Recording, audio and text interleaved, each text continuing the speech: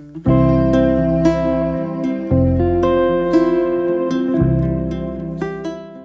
nombre es Alex Rey. Mi familia, soy pastor acá en la iglesia de Collegedale, aquí en Tennessee, en el campus de la Universidad Adventista de Southern, pastor asociado. Y mi esposa es boliviana, yo soy cubano, y tenemos 3 hijos y 2 perros, que también son como hijos nuestros. Así que esa es nuestra familia. Y bueno, como yo sé que una gran parte bien importante de reunirse ustedes cada mañana, el orar los unos por los otros, pasar ese tiempo de comunión, pedir, o sea, a Dios para que el cuidado de cada uno de ustedes. Quisiera dedicar esta semana para hablar acerca de la oración. Tocar algunos puntos de la oración que quizás nos ayuden a crecer un poquito más. Y una de las cosas que quería compartir, lo primero que quería decir acerca de la oración, porque de la oración podemos hablar muchísimo, podemos definir muchas cosas acerca de la oración. Pero yo creo que sería más fácil comenzar diciendo qué no es la oración, porque quizás eso nos ayuda a reducir un poco las cosas. Y algo que sí bien importante de la oración es que la oración no es pedir. Ahora, eso no significa que dentro de la oración no pedimos. La oración tiene momentos de pedir, por supuesto, en todo momento uno pide. Lo hacemos con nuestras familias, con nuestros padres, con nuestros hijos. Siempre tenemos una relación y con las conversaciones pedimos cosas. Es normal pedir, pero la oración como tal no se define como pedir. Hay muchas cosas dentro de la oración, en especial que es una conversación que tenemos con Dios. Ahora, quizás ustedes se pregunten, ven acá, ¿y cómo es que la oración no es pedir? Si la Biblia dice, pedid y se os dará, buscar y hallaréis, llamar y se os abrirá. ¿Se acuerdan de ese texto que todos conocemos? Ahora quisiera que fueran conmigo a ese texto. Ese texto lo encontramos en Mateo 7, cuando Jesús estaba teniendo el Sermón del Monte. Y mientras estaba hablando en el Sermón del Monte, él dice eso. Mateo 7, del 7 al 11, del verso 7 al 11. Y Jesús dice, pedid y se os dará, buscad y hallaréis, llamad y se os abrirá. Porque todo el que pide, recibe, el que busca, halla, y el que llama, se le abre. ¿Qué hombre de vosotros, si su hijo le pide pan, le dará una piedra? Y si le pide un pescado, le dará una serpiente. Pues si vosotros, siendo malos, sabéis dar buenas dádivas a vuestros hijos, ¿cuánto más vuestro Padre que está en los cielos no dará buenas cosas a los que se lo piden? Ahora, cuando nosotros leemos este texto de Mateo, principalmente aquí en Mateo 7, vemos que dice Dios no dará buenas cosas. Ahora tenemos que ver qué cosas son esas buenas cosas, porque yo puedo entender por buenas cosas diferentes cosas según la situación que yo tenga. Entonces me paso toda la vida pidiéndole a Dios buenas cosas que yo creo que son buenas cosas para mí. ¿Para qué estaba diciendo Dios cuando Él dice, yo les daré buenas cosas a todo el que me la pida? Para eso tenemos que buscar, porque la Biblia tiene textos paralelos que nos muestran y nos amplían lo que quiere decir. Y el texto paralelo de este de Mateo está en Lucas 11 del 9 al 13. Y vamos a leer lo que dice Lucas sobre este mismo texto, para que ustedes vean. En Lucas 11, del 9 al 13. Miren cómo dice. Comienza diciendo exactamente lo mismo. Por eso os digo, pedid y se os dará, buscad y hallaréis, llamad y se os abrirá. Porque todo el que pide recibe, el que busca halla, y el que llama le abre. ¿Qué padre de vosotros, si su hijo le pide pan, le dará una piedra? Y si le pide un pescado, le dará en lugar del pescado una serpiente? O si le pide un huevo, le dará un escorpión. Ahora escuchen bien lo que dice este último verso. Y si vosotros, siendo malos, sabéis pedir buenas dádivas a vuestros hijos, ahora escuchen lo que dice. ¿Cuánto más vuestro Padre Celestial dará el Espíritu Santo a quienes se lo pidan? Lo que Mateo escribe como buenas cosas, Lucas lo especifica y dice, es el Espíritu de Dios. ¿Por qué? Porque cuando nosotros tenemos el Espíritu de Dios, tenemos todas las cosas. A veces nosotros nos limitamos simplemente a pedirle a Dios cosas por separado, cosas aisladas. Y nos privamos de la bendición más grande, que es tener el Espíritu de Dios. Cuando nosotros tenemos el Espíritu de Dios o tenemos a Jesús, tenemos todas las cosas. Miren lo que dice acá, Romanos 8:32. Dice Pablo, el que no escatimó, está hablando de Dios, Dios Padre, el que no escatimó ni aun a su propio Hijo, dice, sino que lo entregó por todos nosotros. Él pregunta entonces, ¿cómo no nos dará también con él todas las cosas? Aquí vemos que se repite. O sea, si nosotros tenemos el Espíritu de Dios viviendo en nosotros, si nosotros tenemos a Jesús en nuestros corazones, ya Dios nos dio todas las cosas.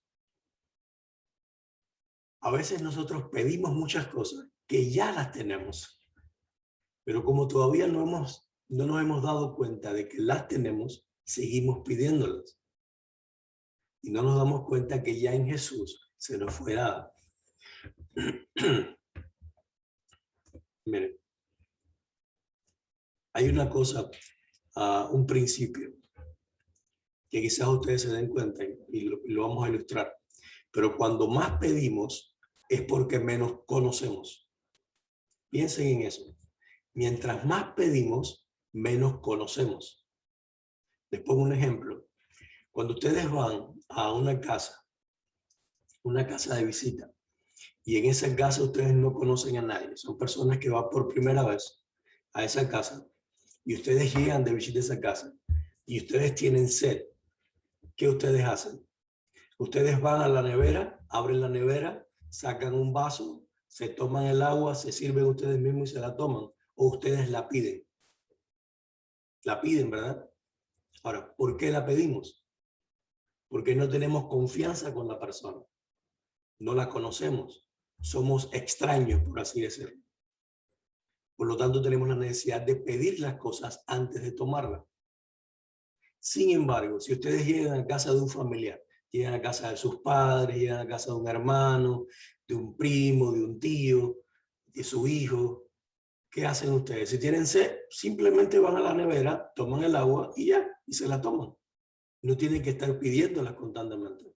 Igual que pasan cosas así en su relación, con su esposo, con su esposa. Hay cosas que ustedes no piden, sino que la relación que tienen y el hecho de que conocen a esa persona con la que conviven diariamente, les permite o les da la libertad de tomar las cosas, porque ya las tienen.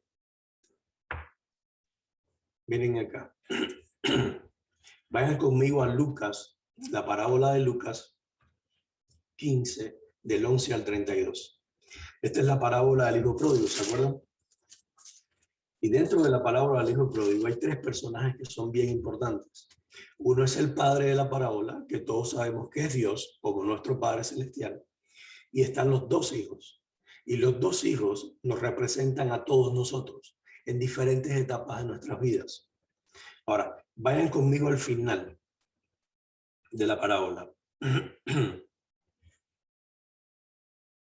El final de la parábola, acá en los versos 20, un momentito.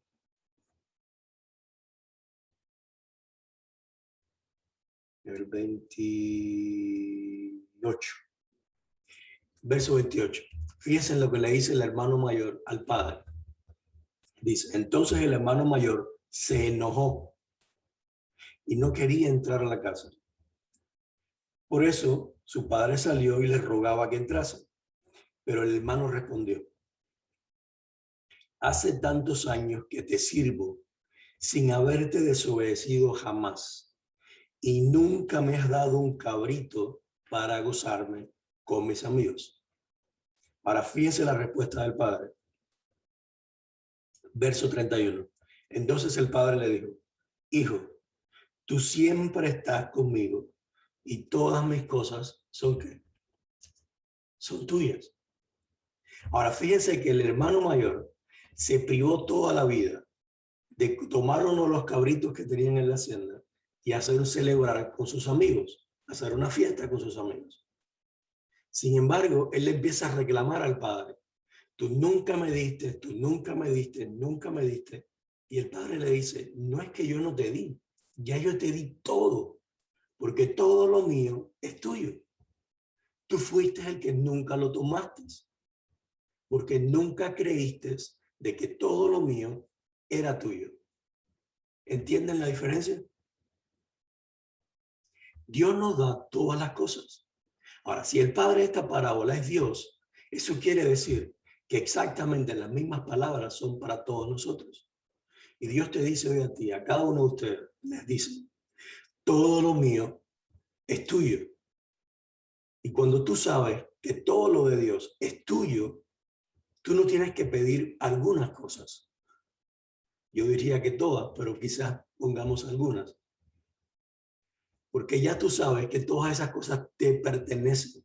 Tú simplemente las tomas por fe y te gozas en ellas y vives agradecido a Dios. Por eso es que el justo, dice la Biblia, el justo vivirá por la fe.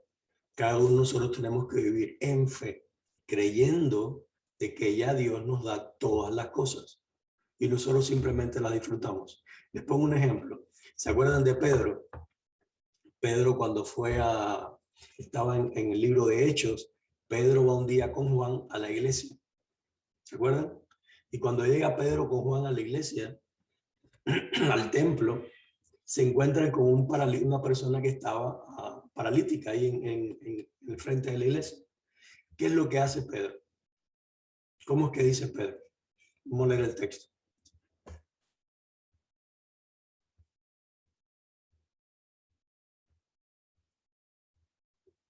Está en Hechos 3:6.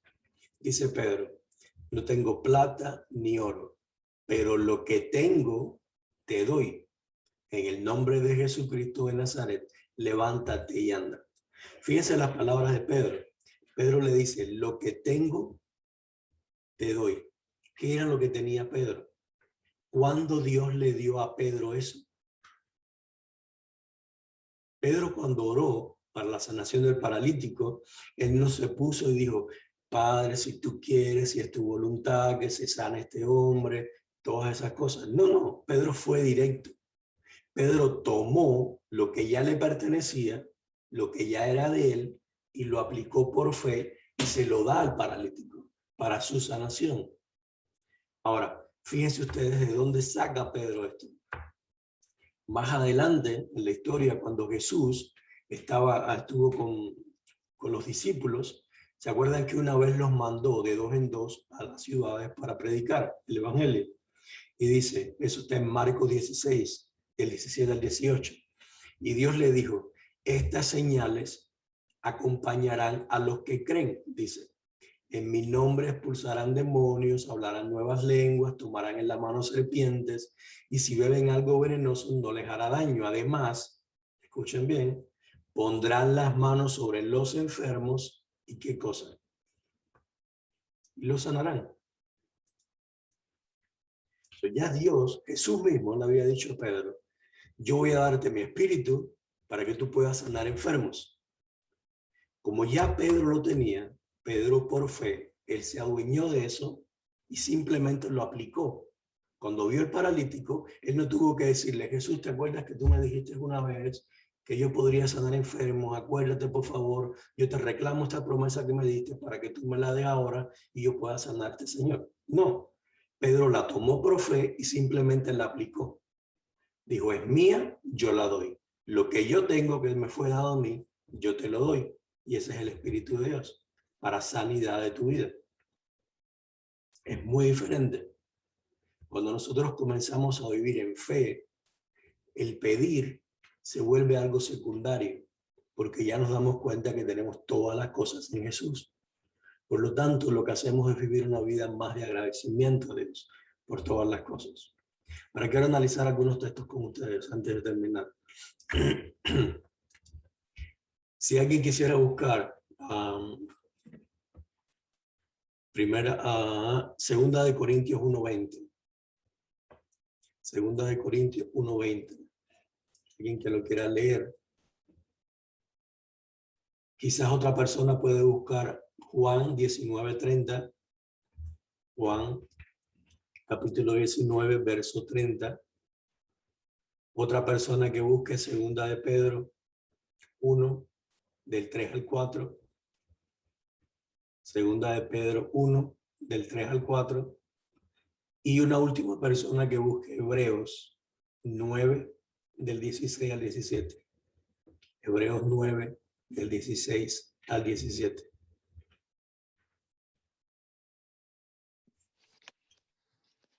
Segunda Corintios 1:20, dijo pastor.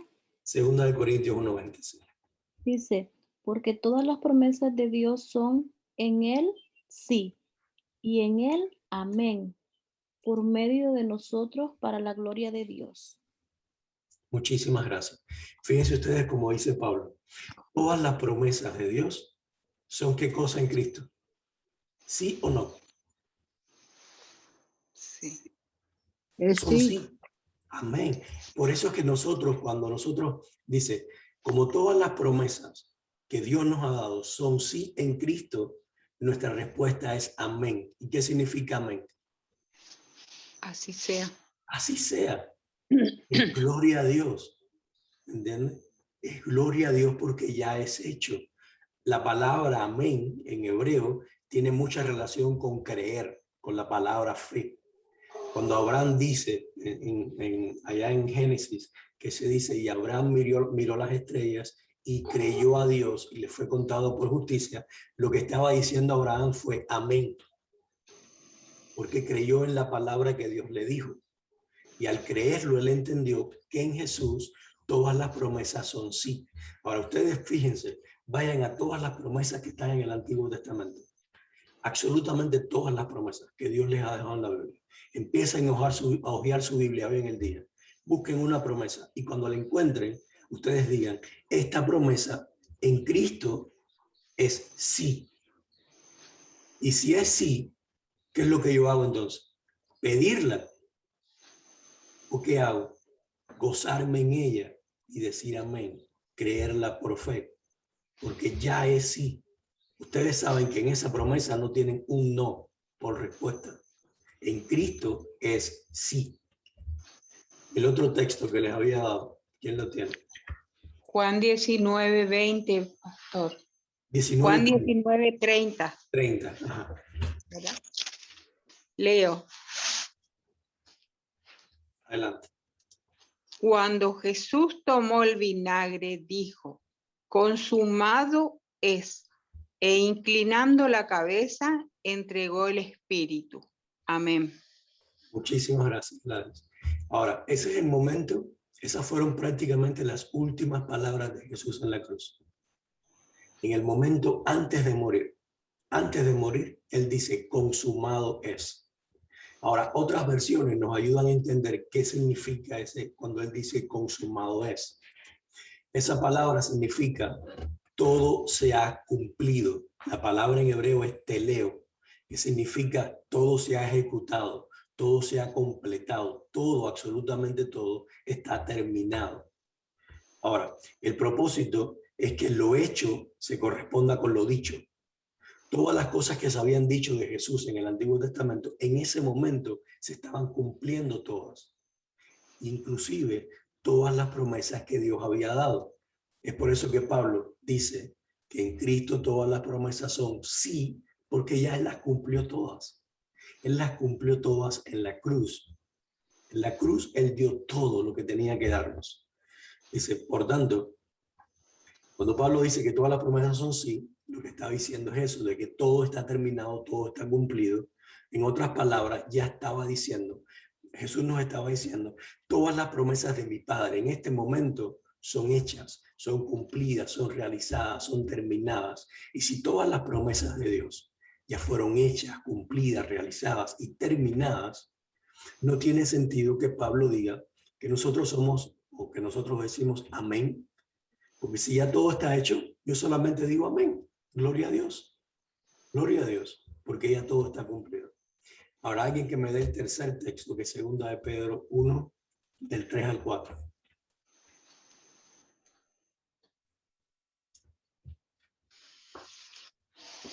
Segunda de Pedro 1, del 3 al 4.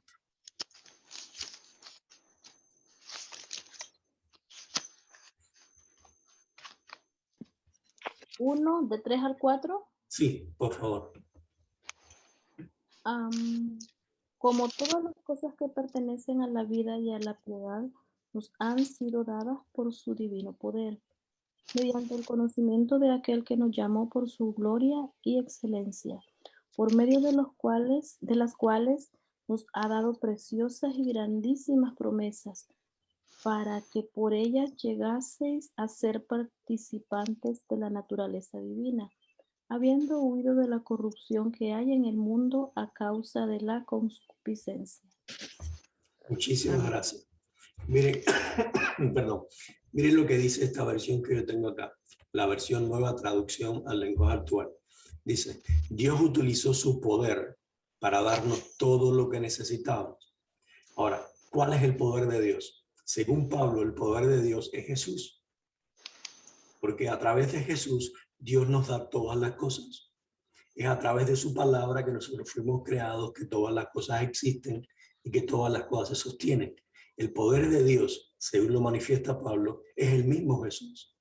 Ahora, dice, Dios utilizó su poder para darnos todo.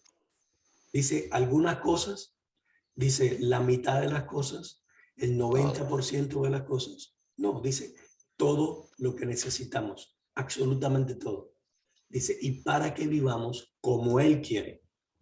Dios nos dio todo eso cuando nos hizo conocer a Jesucristo.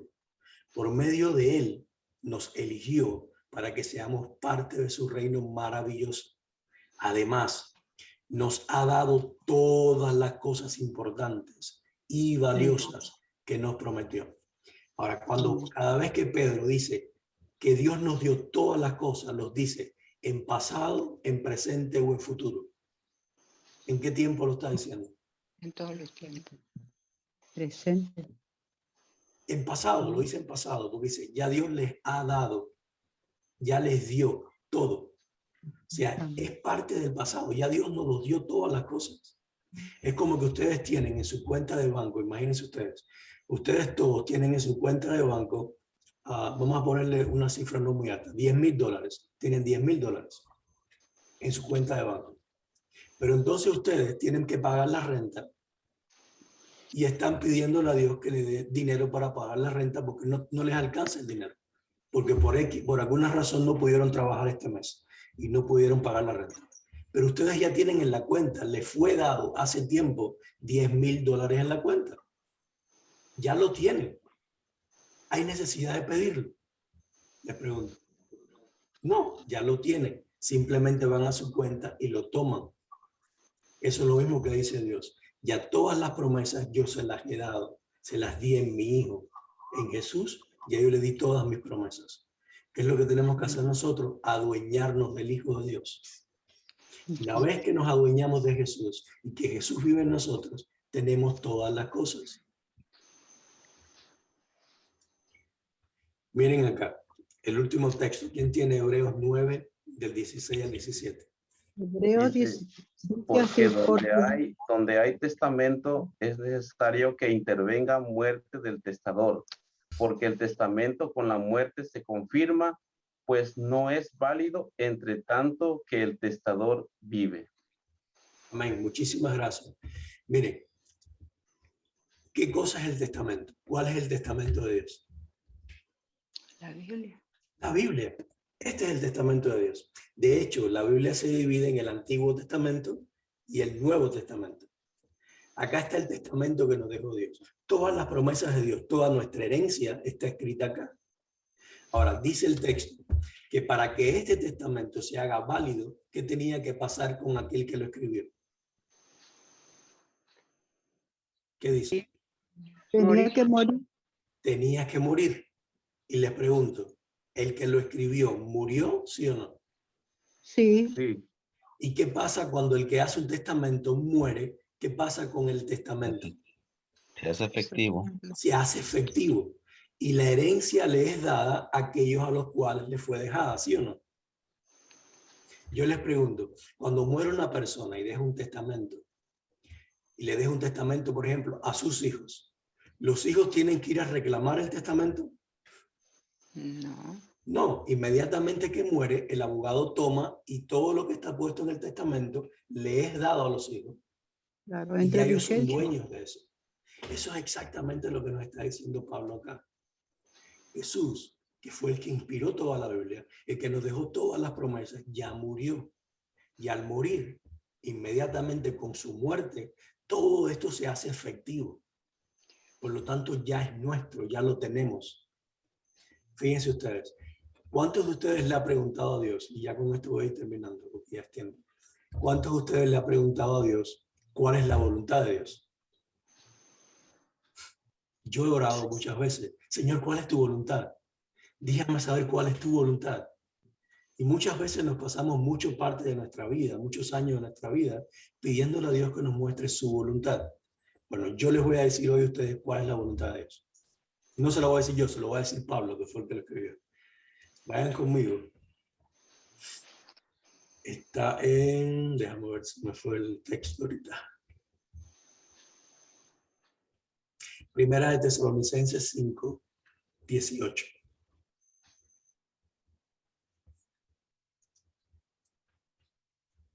Primera de Tesalonicenses 5, 18. El que lo tenga, que lo lea, por favor. Porque da gracias en todo, porque esta es la voluntad de Dios para con vosotros en Cristo Jesús. Ahí está. Muchísimas gracias. Esa es la voluntad de Dios. Fíjense que Pablo lo deja bien claro. Dice, esta es la voluntad de Dios para todos nosotros en Cristo Jesús. Que demos gracias en todo. Ahora yo les pregunto, después de haber visto todo lo que hemos visto hoy, de que todas las promesas de Dios ya no fueron dadas, de que al morir Jesús todo se hace efectivo, el testamento, la herencia, todo se hace efectivo, todo está en nuestro lugar, todo está a nuestro favor, que teniendo a Jesús tenemos todas las cosas, tenemos razones suficientes para vivir agradecidos, ¿sí o no? Sí, Sí. Tenemos todas las razones del mundo para estar agradecidos. Ahora yo voy, supongamos que voy al trabajo y en camino al trabajo se me pincha una llanta. ¿Qué hago? Tengo dos opciones. Una, salir de la carretera, pelearme con el auto, darle patadas a mi auto, enojarme, amargarme el día, o simplemente, gracias Señor porque se me pinchó la llanta. Yo no sé qué es lo que iba a pasar, pero se me pinchó la llanta y te agradezco por esto. Vamos a solucionarlo ahora. Ahora, ¿se vive diferente cuando vivimos agradecidos a Dios? ¿Sí o no? Sí. sí, Todas las cosas se toman diferente. Todo cobra una perspectiva diferente. Aún nuestra enfermedad se convierte en un motivo de agradecimiento. Aún la muerte se convierte en un motivo de agradecimiento. ¿Se acuerdan cómo Pablo decía? Pablo decía, para mí el vivir es Cristo y el morir, ¿qué cosa es? Es ganancia. Y si la muerte se convierte en una ganancia para mí, yo no puedo tenerle miedo a la muerte. amén. Es algo que más bien le agradezco a Dios. Si me toca morir, gloria a Dios. Gracias a Él, porque es ganancia para mí. Si vivo, vivo en Cristo. Y cuando vivo en Cristo, tengo todas las cosas. Por lo tanto, vivo agradecido. ¿Me entienden? Lo que quiero dejar con ustedes. Cuando nosotros pedimos, recuerden esto, mientras más pedimos, más lejos o menos conocemos a Dios. Mientras más conocemos a Dios y conocemos de que ya Él nos dio todas las cosas, de que todas sus promesas son efectivas, no pedimos tanto y agradecemos más. Vivimos una vida de total agradecimiento. Es muy diferente, por ejemplo, decir, ahora cuando estábamos pidiendo para orar por los unos por los otros, Señor, gracias, te agradezco por mi hermanita, está enferma, pero yo te agradezco que esté en tus manos. Y una vez que está en tus manos, sabemos que todo lo que pasa en su vida va a ser para bien, porque eso es una promesa de Dios. Dios dice que todos los que aman a Dios, todas las cosas les ayudan para bien. Por lo tanto, cualquier situación que tenemos en nuestra vida, en nosotros, es para nuestro bien. Nunca va a ser nada para nuestro mal, porque tenemos un Dios que dice la Biblia en Deuteronomio 25, si no me equivoco, dice, Dios es el único que puede cambiar la maldición en bendición. Y la razón es porque te ama. Como Dios te ama, Él cambia la maldición que el enemigo quiere llevar a tu vida, la cambia siempre en bendición. Así que bueno, ese es mi deseo para ustedes hoy cuando pasen el día. Que vivamos agradecidos, que aprendamos a tener un día de gratitud siempre, que podamos vivir en gracia, en agradecidos a Dios, porque ya todas las cosas las tenemos al tener a Jesús en nuestras vidas. Oramos para terminar. No sé cómo hacen ustedes. Okay, tenemos una oración. Nos dirige en oración. Ok, vamos a orar. Padre bueno que estás en los cielos. Señor, te alabamos y te agradecemos por tu palabra, Señor. Porque a través de tu palabra tú nos puedes mostrar que ya tú nos diste todas las cosas, Señor. Y cuando tenemos todas las cosas, simplemente tenemos que vivir agradecidos a ti, Señor. Ayúdanos para que la fe pueda crecer en nuestras vidas y tomar y adueñarnos por fe de todas esas promesas que ya tú nos has dado. Ayúdanos para que nuestro día pueda ser un día diferente hoy, sabiendo que en ti tenemos todo, Señor. Quiero pedirte una bendición para cada uno de nuestros hermanos que están acá reunidos, cada uno de los miembros de esta iglesia. Por favor, bendícelos, cuídalos, ayúdalos y darles tu bendición el resto del día. Te agradecemos todas estas cosas en el nombre de Jesús. Amén.